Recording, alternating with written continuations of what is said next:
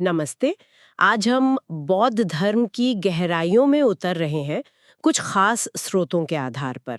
हमारे पास जो नोट्स हैं वो गौतम बुद्ध की मुख्य शिक्षाओं और उनके दर्शन के कुछ अहम पहलुओं पर रोशनी डालते हैं। जी। हमारा मकसद है बौद्ध धर्म की जो बुनियादी बातें हैं उन्हें समझना, जैसे कि दुख। दुख आखिर है क्या, इसकी जड़ कहाँ है, क्या इससे छुटकारा मिल सकता है, और अगर हाँ तो फिर रास्ता क्या है। हम्म। और साथ ही हम कुछ जरूरी दार्शनिक सिद्धांतों पर भी बात करेंगे, जैसे प्रतित्य समुत्पाद मतलब आश्रित उत्पत्ति, और नैरात्मवाद यानी अनात्मवाद। बिल्कुल, ये बहुत महत्वपूर्ण सिद्धांत है। तो चलिए शुरू करते हैं। गौतम बुद्ध, जिनका नाम सिद्धार्थ भी था, वो अपने समय के हिसाब से देखें तो एक क्रांतिकारी विचारक थे। हाँ, बिल्कुल। उन्होंने उस दौर की जो कर्म कांड वाली या सिर्फ ऊपरी बातों में उलझी परंपराएं थीं उनको चुनौती दी और दुख से निकलने का एक व्यवहारिक रास्ता दिखाया, अनुभव पर आधारित। बिल्कुल सही। उन्हें अक्सर सिर्फ एक दार्शनिक नहीं माना जाता, बल्कि एक नैतिक मार्गदर्शक के तौर पर देखा जाता है। अच्छा। उनकी शिक्षाओं का सार ही यही था कि खुद प्रयास करो, अपनी प्रज्ञा मतलब विवेक जगाओ और अपने आचरण में बदलाव लाओ। यही इंसान की मुक्ति का रास्ता है, किसी बाहरी शक्ति या कर्मकांड पर निर्भरता नहीं। तो सबसे पहले बात करते हैं बौद्ध धर्म की नींव की, चार आर्य सत्य। ये तो काफी सुना है इनके बारे में। जी, ये बिल्कुल आधार है। ये दुख और उससे मुक्ति का एक तरह से पूरा नक्शा देते हैं। पहला सत्य है दुख, पर इसका मतलब सिर्फ दर्द या तकलीफ तो नहीं है ना? नहीं नहीं, इसका मतलब बहुत व्यापक है। जीवन में एक तरह की स्वाभाविक असंतुष्टि, मतलब सुख भी है पर वो टिकता नहीं। हाँ, वो अस्थायी होता है। हाँ, तो उसमें भी कहीं न कहीं दुख छिपा है। हर वो चीज जो अस्थायी है, अपूर्ण है या हमारी इच्छाओं के मुताबिक नहीं है, वो एक तरह से दुख के दायरे में ही आती है। ठीक है। तो दूसरा सत्य है समुदय, यानी दुख का कारण। स्रोत बताते हैं कि इसकी जड़ में है तृष्णा। हाँ, तृष्णा मतलब कभी ना बुझने वाली प्यास या इच्छा। और उपादान। चीजों से लगाओ। जी, उपादान यानी गहरा लगाव, चिपकाओ। चीजों से, विचारों से। और अविद्या यानी असलियत का अज्ञान। हम्म। यही वो इंजन है असल में, जो हमें संसार के चक्कर में घुमाता रहता है। हम चीजों को वैसा देख नहीं पाते जैसी वो हैं। और उनमें सुख खोजते रहते हैं। बिल्कुल। और वो मिलता नहीं। फिर आता है तीसरा सत्य, निरोध। ये उम्मीद की तरह है कि दुख का अंत हो सकता है। हाँ, क्योंकि अगर दुख का कारण है, जैसे दूसरे सत्य में बताया, तो उस कारण को हटाकर दुख को मिटाया भी जा सकता है। और चौथा सत्य है मार्ग, वो रास्ता जो दुख निरोध तक ले जाता है। इसे ही अष्टांगिक मार्ग कहते हैं। जी, 8 अंगों वाला रास्ता। पर यह समझना जरूरी है कि ये कोई सीढ़ी नहीं है कि एक के बाद एक कदम रखना है। अच्छा। हाँ, ये 8 पहलू साथ साथ विकसित होते हैं, एक दूसरे को सहारा देते हैं। तो ये 8 अंग है कौन से? अष्टांगिक मार्ग में क्या क्या आता है? इसे हम 3 मुख्य हिस्सों में बांट सकते हैं समझने के लिए। पहला है प्रज्ञा, यानी विवेक या सही समझ। प्रज्ञा। ओके। इसमें आते हैं सम्यक दृष्टि, मतलब चीजों को सही नजरिए से देखना, जैसी वो है, बिना किसी भ्रम के। और सम्यक संकल्प यानी सही इरादा रखना, जैसे अहिंसा का, त्याग का। और दूसरा हिस्सा? दूसरा हिस्सा है शील यानी नैतिक आचरण। इसमें है सम्यक वाक, सही बोलना। हाँ, सही बोलना, झूठ, निंदा, कठोर वचन से बचना। फिर सम्यक कर्मांत, सही कर्म करना, हिंसा, चोरी, इन सब से बचना। और सम्यक आजीव मतलब सही तरीके से रोजी रोटी कमाना, जिससे दूसरों को नुकसान ना पहुंचे। ये तो बहुत प्रैक्टिकल बात है। जी बिल्कुल। और तीसरा हिस्सा है समाधि यानी मानसिक अनुशासन, चित्त की एकाग्रता। इसमें क्या आता है? इसमें है सम्यक व्यायाम यानी सही प्रयास करना, बुरे विचारों को रोकना, अच्छे विचारों को जगाना और बनाए रखना। फिर सम्यक स्मृति, जिसे आजकल माइंडफुलनेस कहते हैं। हाँ, सुना है। मतलब अपने शरीर, अपनी भावनाओं, अपने विचारों के प्रति पल पल जागरूक रहना। और आखिर में सम्यक समाधि यानी सही एकाग्रता, ध्यान। तो ये तो वाकई जीवन जीने का एक पूरा तरीका है, सिर्फ दर्शन नहीं। बिल्कुल। अब आते हैं उन केंद्रीय दार्शनिक सिद्धांतों पर। सबसे पहले प्रतितीय समुत्पाद। ये नाम थोड़ा मुश्किल लगता है। आश्रित उत्पत्ति। हाँ, ये बौद्ध दर्शन का शायद सबसे गहरा और सबसे महत्वपूर्ण सिद्धांत है। इसका मूल मंत्र है, इसके होने पर वह होता है। इसके होने पर वह होता है। मतलब ये है कि दुनिया में कुछ भी अपने आप में स्वतंत्र रूप से मौजूद नहीं है। हर चीज, हर घटना किसी न किसी कारण या शर्त पर निर्भर है। अच्छा। सब कुछ एक दूसरे से जुड़ा हुआ है, इंटरकनेक्टेड, और सब कुछ लगातार बदल रहा है, अनित्य है। तो इसका मतलब कोई बनाने वाला, कोई क्रिएटर या कोई परमानेंट तत्व नहीं है जो सब चला रहा हो। बिल्कुल। ये सिद्धांत किसी स्थायी ईश्वर या शाश्वत आत्मा के विचार को नकारता है, और साथ ही ये उस विचार को भी नकारता है कि मरने के बाद सब खत्म, मतलब उच्छेदवाद। ये एक तरह का मध्यम मार्ग है। बीच का रास्ता। हाँ, चीजें ना तो हमेशा रहती हैं, ना पूरी तरह नष्ट हो जाती हैं। वो बस कारणों और शर्तों के जाल में लगातार बनती और मिटती रहती हैं। और इसी सिद्धांत से वो द्वादश निदान यानी 12 कड़ियों की श्रृंखला भी समझाई जाती है, जो जन्म मृत्यु के चक्र को बताती है। और आपने कहा था कि इसी प्रतीत्य समुत्पाद से दूसरे सिद्धांत भी जुड़े हैं, जैसे अनित्यता, क्षणिकवाद। हाँ, प्रतीत्य समुत्पाद ही इन सब का बेस है, आधार है। अगर सब कुछ शर्तों पर निर्भर है तो जाहिर है वो स्थायी नहीं हो सकता, अनित्य है। हाँ, अनित्य है। और क्षणिकवाद ही इसी को और गहराई से देखता है। वो कहता है कि चीजें सिर्फ अनित्य ही नहीं, बल्कि हर पल, हर क्षण बदल रही हैं। हर पल? हर पल। वास्तविकता एक नदी की तरह है, लगातार बहती हुई। कोई ठहरा पानी नहीं, कोई स्थायी पदार्थ नहीं। ये थोड़ा सोचने वाली बात है। अगर सब कुछ हर पल बदल रहा है, तो फिर हमें चीजें स्थायी क्यों लगती हैं? निरंतरता कैसे बनी रहती है? निरंतरता कारण और कार्य की श्रृंखला से बनी रहती है, किसी स्थायी चीज से नहीं। जैसे मोमबत्ती की लौ को देखिए, वो हर पल बदल रही है ना, लेकिन फिर भी एक लौ दिखती है, एक लौ से दूसरी लौ जलती है, प्रकाश बना रहता है, निरंतरता दिखती है, पर लौ का कोई कण स्थायी नहीं है। अच्छा उदाहरण है। बौद्ध दर्शन में एक और सिद्धांत है, अर्थ क्रिया कारित्व। अच्छा। इसका मतलब है कि वही चीज असल में है जो कोई असर पैदा कर सके, जो असर पैदा करे। हाँ। और क्योंकि चीजें क्षणिक हैं, हर पल बदल रही हैं, इसीलिए वो कारण बन सकती हैं और असर पैदा कर सकती हैं। अगर कोई चीज एकदम स्थायी होती, बदलती ही नहीं, तो वो कोई नया असर कैसे पैदा करती? ये बात तो है। और इसी सोच की कड़ी में आता है नैरात्मवाद, अनात्मवाद। मतलब कोई स्थायी आत्मा या स्व नहीं है। जी बिल्कुल। और ये बौद्ध धर्म की एक बहुत ही, आप कह सकती हैं, अनोखी और क्रांतिकारी शिक्षा है। हाँ, क्योंकि बाकी भारतीय दर्शनों में तो आत्मा की बात होती है। हाँ, उपनिषदों में एक शाश्वत, ना बदलने वाली आत्मा, आत्मन की खोज पर जोर है। लेकिन बुद्ध ने कहा कि जिसे हम मैं या मेरा कहते हैं, वो कोई एक स्थायी चीज नहीं है। तो फिर वो क्या है? वो सिर्फ 5 स्कंधों, 5 चीजों के समूह का एक अस्थायी जोड़ है, एक कलेक्शन है, समझिए। ये 5 स्कंध कौन से हैं? ये हैं रूप, मतलब हमारा ये शरीर, वेदना, हमारी फीलिंग्स, सुख दुख या न्यूट्रल वाली, संज्ञा, हम चीज़ों को कैसे पहचानते हैं, नाम देते हैं, परसेप्शन, संस्कार, हमारी मानसिक आदतें, इच्छाएं, कर्मों के छाप, डिस्पोजिशन, और विज्ञान यानी चेतना, कॉन्शियसनेस, जानने की क्षमता।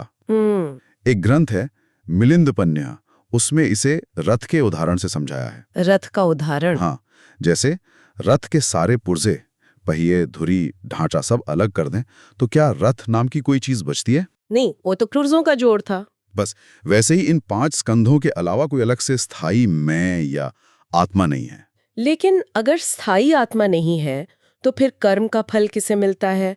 पुनर्जन्म किसका होता है? और नैतिक जिम्मेदारी, मतलब अगर मैं ही स्थायी नहीं हूं, तो मेरे कर्मों का फल मुझे क्यों? ये बहुत ही वाजिब सवाल हैं और अक्सर पूछे जाते हैं। देखिए, बौद्ध धर्म ये नहीं मानता कि कोई आत्मा एक शरीर छोड़कर दूसरे में चली जाती है। ट्रांसमाइग्रेशन नहीं है। अच्छा। पुनर्जन्म होता है, लेकिन वो कर्म और चेतना की जो धारा है, उसकी निरंतरता के कारण होता है, किसी स्थायी आत्मा के कारण नहीं। धारा की निरंतरता कैसे? जैसे एक बिलियार्ड बॉल दूसरे को टक्कर मारती है, तो क्या होता है? गति आगे ट्रांसफर हो जाती है ना, बॉल खुद नहीं जाती। हाँ, मोमेंटम ट्रांसफर होता है। बिल्कुल। वैसे ही एक जीवन के कर्म, संस्कार, वो इच्छाएं, वो प्रवृत्तियां अगले जीवन की चेतना को आकार देती हैं। वो चेतना की धारा है जो आगे बढ़ती है। तो नैतिक जिम्मेदारी इसी कार्य कारण की निरंतरता पर टिकी है। आपके कर्मों का असर आप पर ही होगा, क्योंकि आप उसी कर्म चेतना की धारा का अगला हिस्सा हैं, भले ही वो आप हर पल बदल रहा हो। ये समझना थोड़ा गहरा है पर दिलचस्प है। अच्छा, बौद्ध धर्म के अंदर भी तो फिर अलग अलग विचार आए, स्कूल बने, हीनयान और महायान। जी हाँ, समय के साथ व्याख्याएं और जोर बदले। मोटे तौर पर देखें तो हीनयान, जिसे आजकल थेरवाद स्कूल ज्यादातर प्रस्तुत करता है, वो बुद्ध की जो मूल शिक्षाएं हैं उन पर ज्यादा केंद्रित है। ये यथार्थवादी है, मतलब मानता है कि बाहरी दुनिया भी है और हमारा मन भी है, दोनों असलियत हैं। इनका लक्ष्य होता है व्यक्तिगत मुक्ति, यानी अरहत बनना। और इसके अंदर भी कुछ मत थे। हाँ, पुराने समय में विभाषिक और स्वत्रांतिक जैसे मत थे। उनमें बहस होती थी कि हम बाहरी दुनिया को सीधे जानते हैं या अपने मन में बनी उसकी इमेज के जरिए अनुमान से जानते हैं। अच्छा, और महायान, वो इससे कैसे अलग है? महायान का नजरिया थोड़ा और व्यापक है, कुछ हद तक आदर्शवादी या सापेक्षवादी कह सकते हैं। इनका लक्ष्य सिर्फ अपनी मुक्ति नहीं, बल्कि सारे प्राणियों की मुक्ति है, बोधिसत्व का आदर्श। सभी की मुक्ति। हाँ, और इसके दो प्रमुख दार्शनिक स्कूल हुए। एक है योगाचार, जिसे विज्ञानवाद भी कहते हैं। विज्ञानवाद। हाँ, ये कहता है कि केवल चेतना यानी विज्ञान ही परम सत्य है। ये जो बाहरी दुनिया हम देखते हैं ना, ये असल में हमारी चेतना का ही एक प्रोजेक्शन है, एक सपने जैसा। पूरी दुनिया चेतना का प्रोजेक्शन। जी, यहाँ एक आलय विज्ञान का कॉन्सेप्ट आता है, एक तरह की स्टोर हाउस चेतना, जहाँ हमारे सारे कर्मों के बीज, संस्कार जमा रहते हैं और वहीं से ये दुनिया का अनुभव प्रोजेक्ट होता है। ये तो बहुत अलग सोच है। और दूसरा स्कूल? दूसरा प्रमुख महायान स्कूल है माध्यमिक, जिसे शून्यवाद भी कहते हैं। इसके सबसे बड़े आचार्य थे नागार्जुन। नागार्जुन, हाँ, नाम सुना है। शून्यवाद, इसका मतलब क्या है? क्या सब कुछ शून्य है, कुछ है ही नहीं? नहीं नहीं, यही अक्सर गलतफहमी होती है। शून्यता का मतलब कुछ नहीं या निहिलिज्म नहीं है। तो फिर क्या है? इसका मतलब है स्वभाव से खाली होना। मतलब कोई भी चीज, चाहे बाहरी हो या मन की, उसका अपना कोई स्वतंत्र, स्थायी, अंतर्निहित सार, स्वभाव नहीं है, वो अपने आप में मौजूद नहीं है। अच्छा, मतलब वो भी प्रतीति समुत्पाद से ही जुड़ा है? बिल्कुल, ये उसी का लॉजिकल एक्सटेंशन है। अगर सब कुछ निर्भर है तो किसी का अपना स्वतंत्र स्वभाव कैसे हो सकता है? माध्यमिक दर्शन दो तरह के सत्य की बात करता है। एक समवृत्ति सत्य, दुनियावी सच। हाँ, पारंपरिक सच जो हमारे रोजमर्रा के व्यवहार के लिए जरूरी है। और दूसरा परमार्थ सत्य, परम सत्य जो कि शून्यता है। और ये परम सत्य तर्क और भाषा की पकड़ से परे है।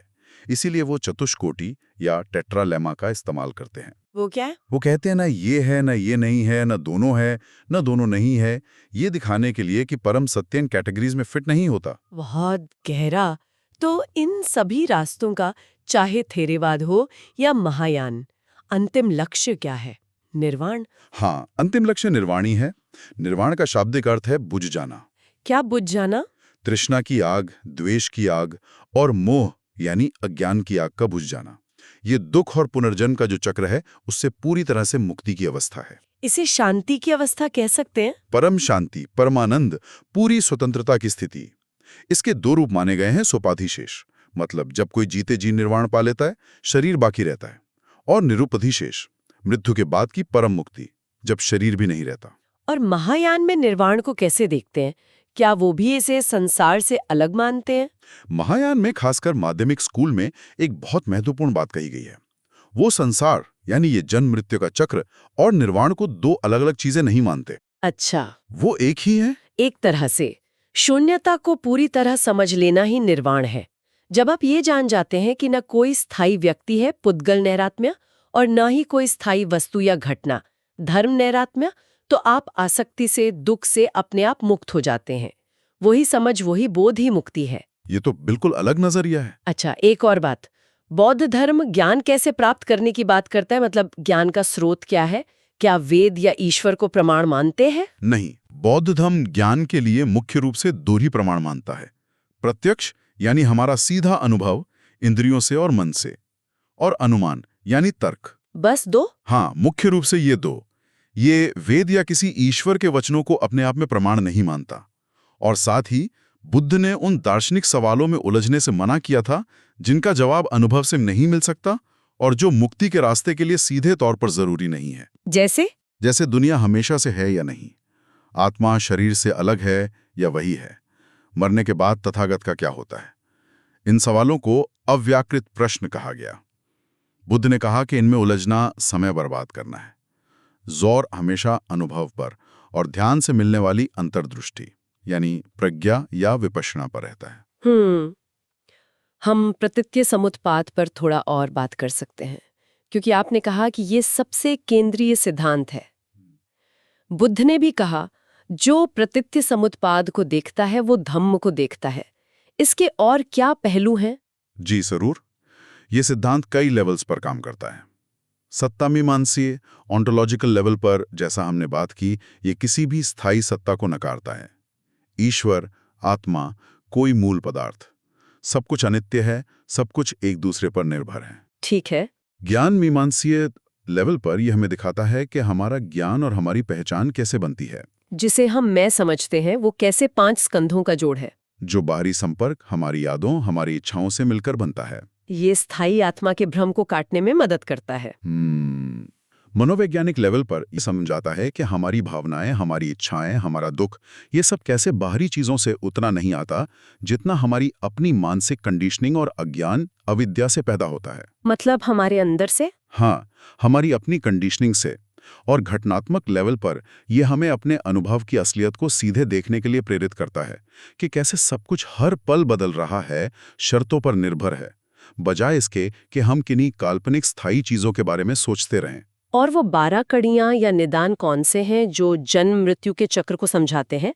आपने जिक्र किया था। हाँ, द्वादश निदान, ये एक पूरी चेन है जो दिखाती है कि कैसे एक स्थिति दूसरी को जन्म देती है और दुख का पहिया घूमता रहता है। कौन कौन सी हैं वो? सबसे पहले है 1, अविद्या, मतलब अज्ञान, चीजों की असलियत ना जानना। अज्ञान के कारण होते हैं 2, संस्कार, यानी कर्म, मानसिक प्रवृत्तियां, संस्कारों से उत्पन्न होती है। 3, विज्ञान, यानी चेतना, चेतना के साथ बनता है। 4, नाम रूप, यानी मन और शरीर, मन और शरीर, नाम रूप के साथ विकसित होते हैं। 5, षडायतन, यानी 6 इंद्रियां, आंख, कान, नाक, जीभ, त्वचा और मन। इंद्रियों का अपने विषयों से 6, स्पर्श होता है, संपर्क, स्पर्श से होती है। 7, वेदना, यानी अनुभूति, सुख, दुख या न्यूट्रल, वेदना से जन्म लेती है। 8, तृष्णा, यानी प्यास, इच्छा, सुख पाने की, दुख से बचने की इच्छा। तृष्णा जब तीव्र होती है तो बनता है। 9, उपादान, यानी आसक्ति, पकड़, अटैचमेंट। हाँ, उपादान से होता है भव, यानी फिर से होने की, बनने की प्रक्रिया। भव के कारण होता है जाति, यानी नया जन्म, और जन्म लेने के बाद आता है जरा मरण, यानी बुढ़ापा, मृत्यु और उससे जुड़े सारे दुख, शोक वगैरह। ये पूरी चेन है जी। और ये चक्र लगातार घूमता रहता है जब तक कि पहली कड़ी अविद्या को प्रज्ञा से काटा न जाए। इसे अलग अलग स्कूलों ने कैसे समझाया है? क्या सब एक ही तरह से देखते हैं इसे? नहीं, थोड़ी अलग अलग व्याख्याएं हैं। जैसे थेरवाद के महान भाष्यकार बुद्धघोष ने इसे 3 जन्मों में फैला हुआ बताया। 3 जन्मों में? हाँ, जैसे पहली 2 कड़ियां अविद्या, संस्कार, पिछले जन्म के कारण, फिर तीसरी से 10वीं तक विज्ञान से भव तक, वर्तमान जीवन के फल और कारण, और आखिरी 2 जाति, जरा मरण, भविष्य के जन्म का फल। अच्छा। वहीं योगाचार स्कूल इसे चेतना का ही खेल मानता है, आले विज्ञान से जुड़ा हुआ। और नागार्जुन का माध्यमिक स्कूल, वो कहता है कि ये पूरी श्रृंखला ही अपने आप में शून्य है। शून्य? हाँ, क्योंकि इसका हर हिस्सा दूसरे पर निर्भर है, किसी का अपना स्वतंत्र अस्तित्व नहीं है। नागार्जुन ने कहा, जो कुछ भी निर्भरता से उत्पन्न होता है वही शून्यता है। दिलचस्प। क्या इस सिद्धांत की कुछ आलोचनाएं भी हैं या कुछ ऐसे पहलू जो पूरी तरह स्पष्ट नहीं हैं? स्रोत कुछ बताते हैं इस बारे में? हाँ, कुछ बातें हैं जिन पर विद्वानों में बहस होती है। जैसे ये श्रृंखला शुरू होती है अविद्या, यानी अज्ञान से, पर सवाल उठता है कि ये अज्ञान कहाँ से शुरू हुआ? हाँ, अगर हर चीज का कारण है तो अज्ञान का पहला कारण? बिल्कुल, ये एक तरह की साइक्लिक पहेली बन जाती है। कुछ पश्चिमी विद्वान हैं जैसे ब्रोंखोर्स्ट, उनका मानना है कि शायद ये 12 कड़ियों की लिस्ट बुद्ध के बाद में विकसित हुई हो सकता है उस समय के वैदिक विचारों से प्रभावित होकर, या शायद उनकी पैरोडी के तौर पर। अच्छा। और ये भी है कि बाद के जो महायान स्कूल हैं जैसे योगाचार या माध्यमिक, उनकी व्याख्याएं शुरुआती बौद्ध ग्रंथों की सीधी सरल बातों से काफी ज्यादा दार्शनिक और जटिल हो जाती हैं। तो एक सीधी रेखा खींचना कभी-कभी मुश्किल होता है। ये भी जिक्र था कि पश्चिम के कुछ दार्शनिकों के विचारों में बौद्ध दर्शन से मिलती-जुलती बातें मिलती हैं, जैसे ह्यूम, कांट, शोपेनहावर। हाँ, ये काफी रोचक बात है। जैसे स्कॉटिश दार्शनिक डेविड ह्यूम ने भी कारण कार्य संबंध पर और एक स्थायी स्व यानी सेल्फ के विचार पर सवाल उठाए थे। अच्छा। हाँ, जो बौद्ध प्रतीत्य समुत्पाद और नैरात्मवाद से काफी मिलता-जुलता लगता है। जर्मन दार्शनिक इमैनुएल कांट ने ज्ञान की सीमाओं और हमारी समझ कैसे कंडीशन्ड होती है इसकी बात की। और आर्थर शोपेनहावर ने जीवन में दुख का मूल कारण एक अंधी इच्छा या विल को माना, जो बौद्ध धर्म की तृष्णा के सिद्धांत के बहुत करीब लगता है। तो ये दिखाता है कि ये सवाल यूनिवर्सल है। बिल्कुल। अस्तित्व, ज्ञान, दुख, ये बुनियादी सवाल दुनिया भर के विचारकों को उलझाते रहे हैं। और प्रतीत्य समुत्पाद सिर्फ एक तत्वमीमांसा का सिद्धांत नहीं है। ये कर्म, अनित्यता, अनात्मवाद, शून्यता, नैतिकता और मुक्ति के रास्ते, इन सबको जोड़ने वाला एक पूरा फ्रेमवर्क है। तो अगर हम संक्षेप में कहें, इन स्रोतों के आधार पर बौद्ध धर्म एक ऐसा मार्ग दिखाता है जो दुख खत्म करने के लिए किसी बाहरी मदद या कर्मकांड पर नहीं, बल्कि खुद की समझ, नैतिक जीवन और मानसिक अनुशासन पर जोर देता है। सही।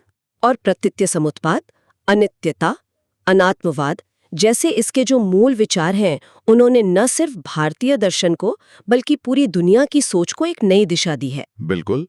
और प्रतीत्य समुत्पाद इन सब में सबसे गहरा और सबको एक साथ पिरोने वाला सिद्धांत है। ये हमें यथार्थ को देखने का एक ऐसा नजरिया देता है जहां आजादी किसी मेटाफिजिकल दावे में नहीं, बल्कि सभी चीजों की क्षणभंगुरता और उनकी आपसी निर्भरता को गहराई से समझने में विपश्यना में मिलती है। इन सब बातों को सुनने के बाद एक विचार मन में आता है, खासकर निरात्मवाद के बारे में। अगर कोई स्थायी मैं या आत्मा नहीं है जैसा बौद्ध धर्म कहता है, तो आज की दुनिया में इस समझ का हमारी व्यक्तिगत जिंदगी पर, हमारी जिम्मेदारियों पर, दूसरों के साथ हमारे व्यवहार पर क्या असर पड़ सकता है? मतलब इसे हम अपनी रोजमर्रा की जिंदगी में कैसे उतार सकते हैं? ये सोचने वाली बात है।